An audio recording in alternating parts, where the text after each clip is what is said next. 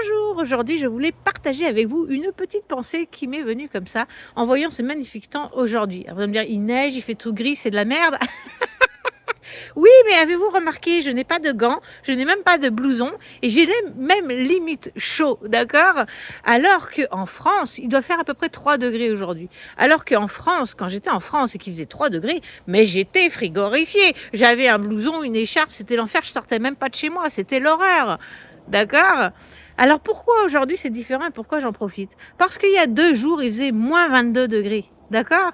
Donc forcément, quand il fait 3 degrés, ça fait 26 ou 27, je sais pas, bref, plein de degrés de différence, ben forcément, j'ai chaud et je le savoure par rapport au moins 22 il y a 2 jours. Donc ça demande à mon corps énormément d'énergie pour stabiliser, justement, de passer d'une température extrême à une autre. Ça demande énormément d'énergie, c'est pourquoi il faut se ressourcer. Ça, c'est vrai dans la vraie vie, mais vous allez voir, je vais vous faire un comparatif avec la volatilité et vous allez comprendre que c'est finalement la même chose. C'est nécessaire qu'il y ait du froid au Canada, parce que sinon on n'aurait pas de sirop d'érable, pour ne citer que ça. Bien évidemment, il y a tout un tas d'autres facteurs où le froid est indispensable sur la planète, quoi qu'il en soit. Mais prenons cet exemple. Sans froid, il n'y a pas de sirop d'érable. Donc c'est quelque chose de bénéfique. Et comment on peut comment moi en tout cas je fais pour le soutenir et l'apprécier au jour le jour, c'est parce que quand il fait moins 22 et que 2 jours après il fait 3 degrés, ben pour moi c'est un vrai bonheur, je me sens bien. Je sors en limite en t-shirt dehors. Voyez. D'ailleurs, au printemps, c'est un vrai bonheur. Ça, quand on a eu des moins 20, moins 25 tout l'hiver et qu'on arrive au mois de mars et qu'il fait 5 degrés, on est tous en t-shirt dehors. J'adore cette saison, c'est trop bon.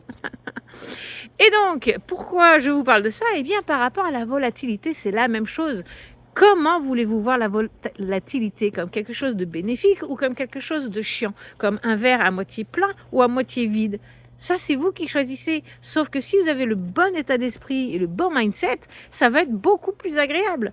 Avant, un 3 degrés, ça me faisait chier. C'était l'hiver, c'était insupportable. Maintenant, un 3 degrés, c'est une pause, un vrai bonheur. Donc la volatilité, c'est la même chose. C'est sûr qu'on préfère tous avoir 10% de plus dans notre portefeuille que moins 10%. C'est évident. Mais on ne pourrait pas faire plus 10% si on n'avait pas fait un moins 20% avant, vous comprenez? C'est indispensable. On ne peut pas monter éternellement si on ne chute jamais. Donc voyez la volatilité comme une chance, parce que c'est ça.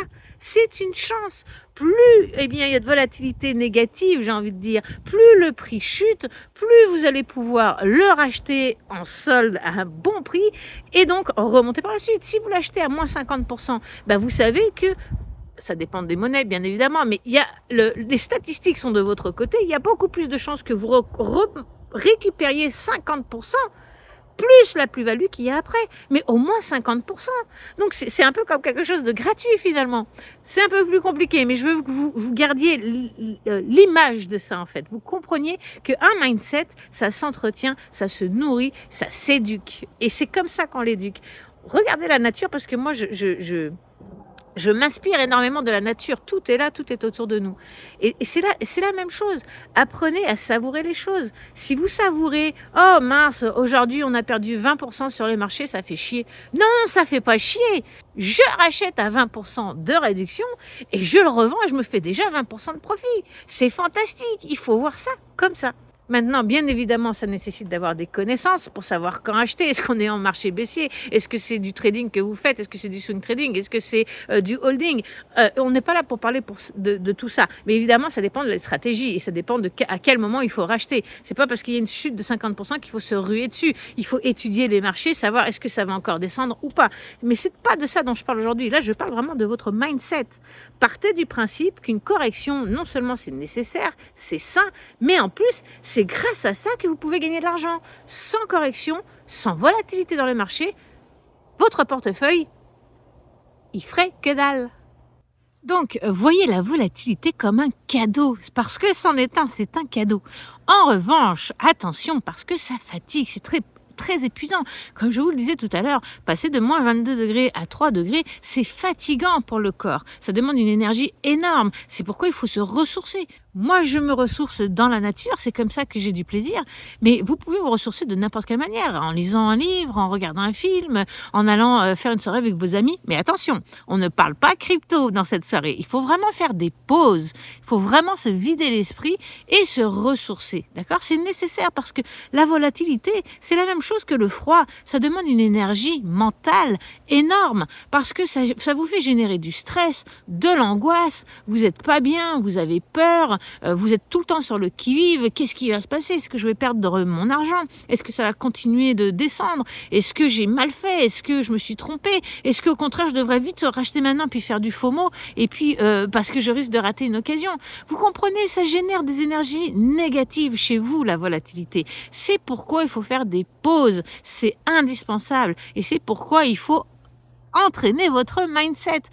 Vous comprenez que la volatilité, elle est nécessaire parce que c'est grâce à elle que vous pouvez faire vos gains. Donc, c'est un cadeau. Et 2, il faut savoir déconnecter quand il y a trop de volatilité, quand il y a trop de baisse, quand il y a trop de corrections, quand c'est trop négatif.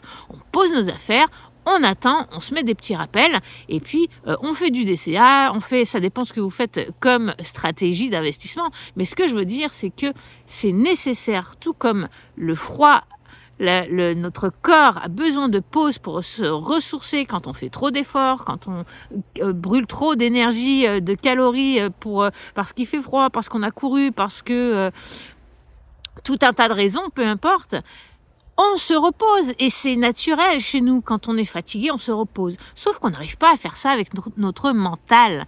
On n'est pas capable d'identifier que notre mental est fatigué et qu'il faut qu'il se ressource. Donc, trouvez-vous des choses à faire, occupez-vous, mais détachez-vous des graphiques, de l'actualité, de votre portefeuille et faites des pauses de temps en temps.